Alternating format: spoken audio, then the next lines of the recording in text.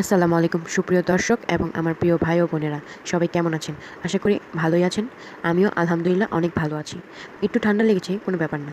এখন রাত বাজে 1টা 40। আমি আর আমার বড় বোন মিলে নুডলস রান্না করছি। মানে কাপ নুডলসে তো গরম পানি দিলেই রান্না হয়ে যায়, এটা সবাই আমরা কম বেশি জানি। এখন কাপ নুডলস আমরা তৈরি করে দুজন মিলে খাবো।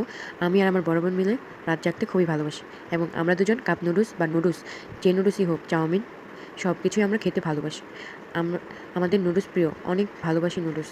আমরা নুডলস খেতে অনেক ভালোবাসি। আমি আর আমার বড় বোন নুডলসটা তৈরি করছি আমি। আমার বড় বোন এখন ঘুমাচ্ছে।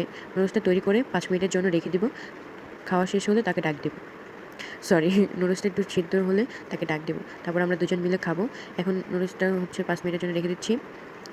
তারপরে আমরা এটার মধ্যে পরে আমরা সসটা ব্যবহার করব। সসটা এখন দিয়ে দিচ্ছি। সস দিয়ে দিব। 5 মিনিট রাখার পরে সস দিয়ে দিচ্ছি। তারপরে আমরা এটা খেয়ে ফেলবো দুজনে মিলে। আপনারা ভিডিওটা যদি ভালো লাগে থাকে অবশ্যই লাইক কমেন্ট দিয়ে আমার পাশে থাকবেন এবং আপনারা কমেন্ট করবেন কিরকম ভিডিও চান, আমি সেরকম ভিডিও দিব। আল্লাহ হাফেজ।